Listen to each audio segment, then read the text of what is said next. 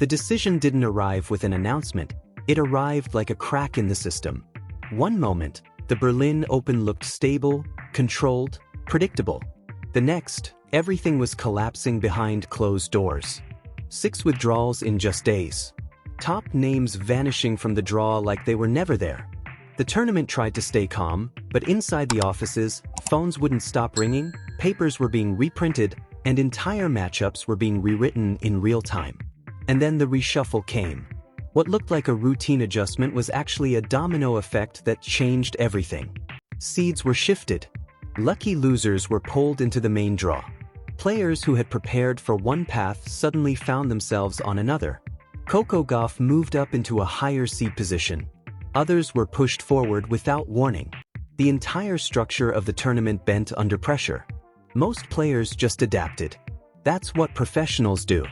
New opponent, new schedule, new plan. Nothing unusual in a sport built on uncertainty. But for Alex Eala, something about this didn't feel like normal chaos.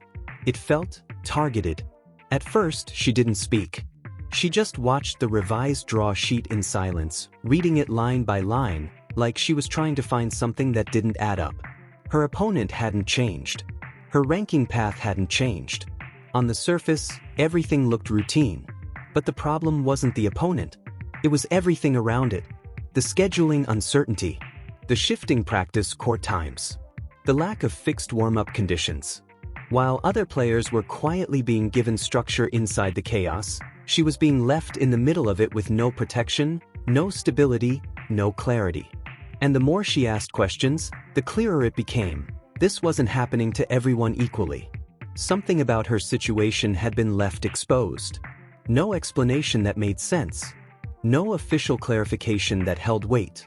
Just vague reassurances that didn't match what she was experiencing day to day inside the tournament bubble. And that's when the tension started building. Because this wasn't the first time. Over the past months, there had been small cracks appearing in her relationship with the system. A fitness advisory before a major event that raised eyebrows. A fine that felt heavier than expected. Participation decisions that didn't fully align with her situation. Invitations that disappeared without explanation. Each moment on its own could be dismissed. But together, they started forming a pattern. A pattern she could no longer ignore. Still, she stayed quiet. She did what athletes are expected to do. She trained. She showed up. She competed. She smiled when cameras were around. She gave polite answers when asked about pressure, about controversy, about fairness. But inside, something was changing.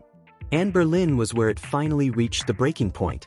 Because when she walked into the press room that day, nobody expected anything different. Standard questions. Standard answers. A few quotes about preparation. A few comments about the draw. Then back to the court. That's how it usually goes. But the moment she stepped up to the microphone, the energy shifted. There was a pause. A strange stillness. Like even the room didn't know what was about to happen. And then she spoke. Not loudly. Not aggressively. But with a calm that immediately changed the atmosphere. She said she had something to address. The room tightened instantly. Cameras adjusted. Reporters leaned forward. Because in tennis, when a player breaks script like this before a match, it almost never leads to something small. What came next wasn't small. She explained that after the draw reshuffle, she had been informed she would not receive the same operational conditions as other players. Not in scheduling. Not in court access. Not in preparation windows. Everything that gives a player structure before a match had become unstable for her. And the reason given didn't satisfy her. It wasn't clear. It wasn't consistent. And most importantly, it wasn't fair. You could feel the room shift again, this time heavier. Because now it wasn't speculation. It wasn't rumor. It was a direct statement, delivered in real time, in front of the entire media world. But she wasn't finished. What happened next changed the entire tone of the press conference. She didn't raise her voice, but her words became sharper. She reminded everyone listening that she had already accepted penalties before. She had already played under warnings. She had already gone through situations where she felt singled out, but stayed silent for the sake of her career. And now, that silence was gone. She wasn't asking for special treatment. She made that clear. She wasn't demanding an advantage.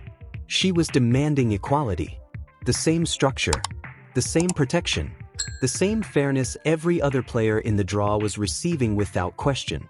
Then she asked the question that nobody in that room was ready for. If that fairness couldn't be given to her, then why? No one answered. Not immediately.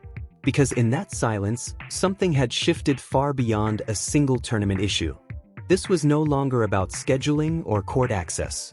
It had become something bigger, something more uncomfortable, something that tennis authorities were not prepared to deal with in public. And then she leaned back slightly, as if she had already said everything she needed to say. But the real impact was only just beginning, because outside that room, the reaction was already starting to spread faster than anyone could control, and the moment that press conference ended, it didn't feel like silence. It felt like impact.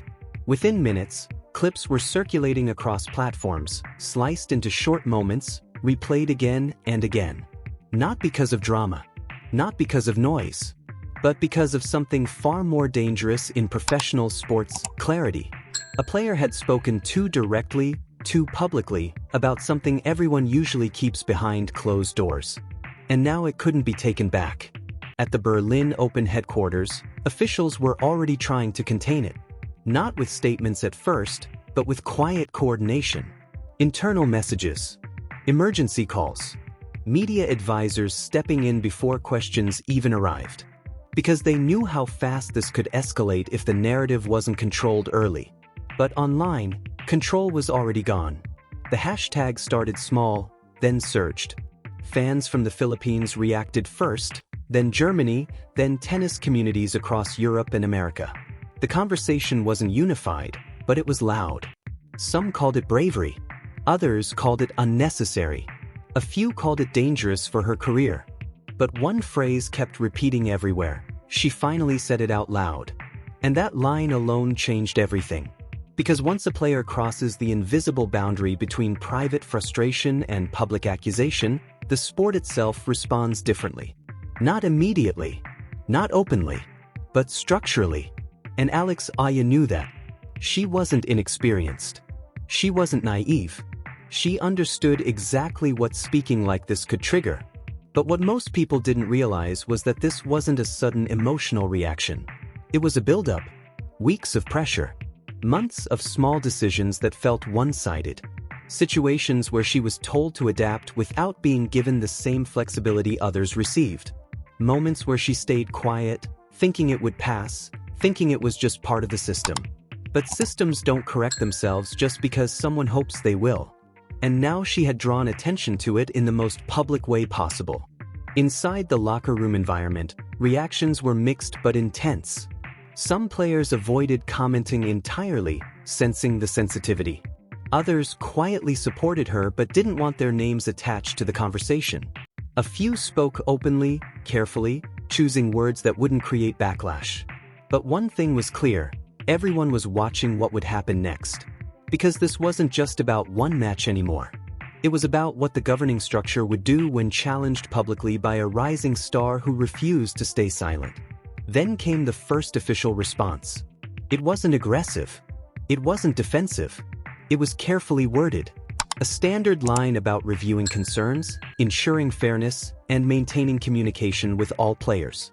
But to those who understood the sport behind the statements, it sounded familiar. Too familiar. It was the kind of response that usually means nothing changes immediately. And that realization only added fuel to the fire. Because while officials spoke in controlled language, Eala responded in something much sharper when asked again later by a journalist. She said she didn't need a review. She needed action. And fairness, in her words, should not require public pressure to exist. That single sentence spread even faster than the press conference itself.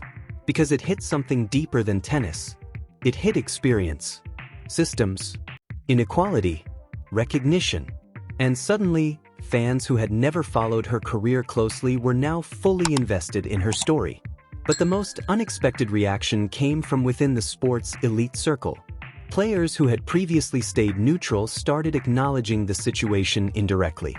Not full statements. Not official positions. But subtle signals. Supportive comments. Shared posts. Carefully phrased interviews that suggested they understood the frustration, even if they didn't fully step into the conflict. Then came the heavyweight voices. Coco Gauff was asked directly about it during her media duties. She paused longer than usual before answering. She didn't criticize the tournament. She didn't escalate the controversy. But she didn't dismiss it either. She said she knew Alex. And if Alex spoke up, it wasn't without reason. That was enough to shift perception again. Because when top players refuse to invalidate a complaint, the space around that complaint becomes harder to ignore. Then Venus Williams entered the conversation from a different angle entirely, emphasizing player voice and respect within the sports structure. Billie Jean King followed with a reminder of why player representation originally existed. Suddenly, what started as a single press conference was now echoing through multiple generations of tennis history.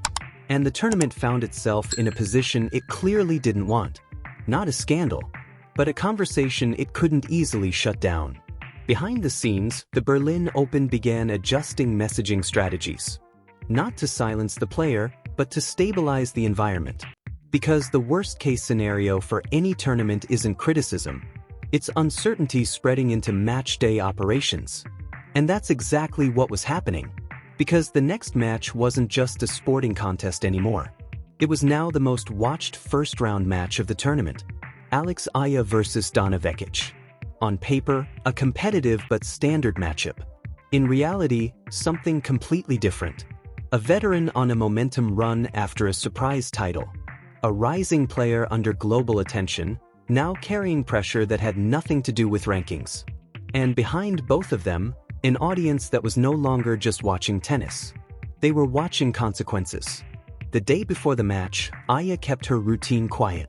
No extra comments. No additional statements. Just preparation. But even silence had become meaningful now.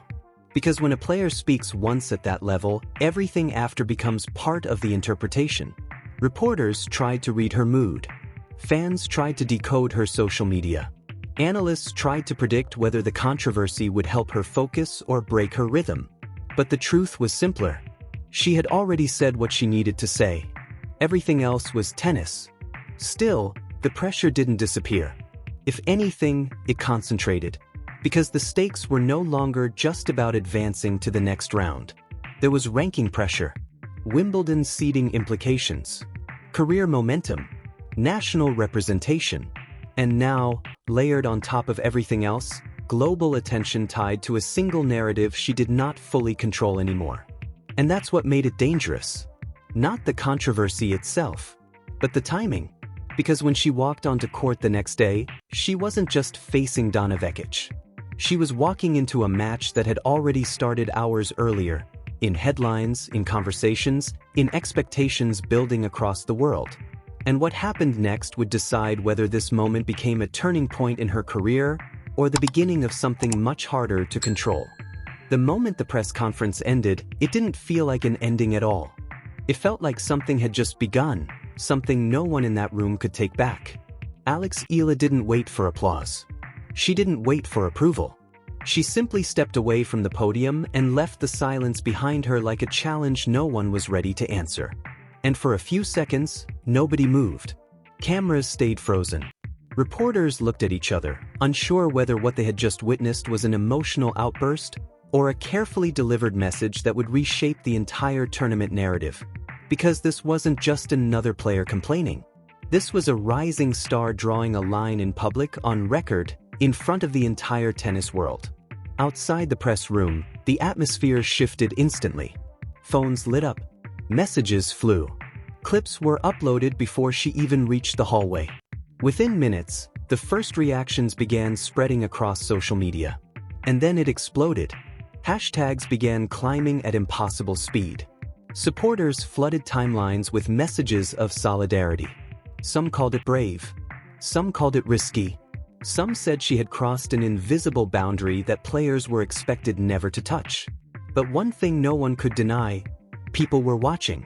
Across continents, the debate ignited. Was she right? Was this about fairness or frustration?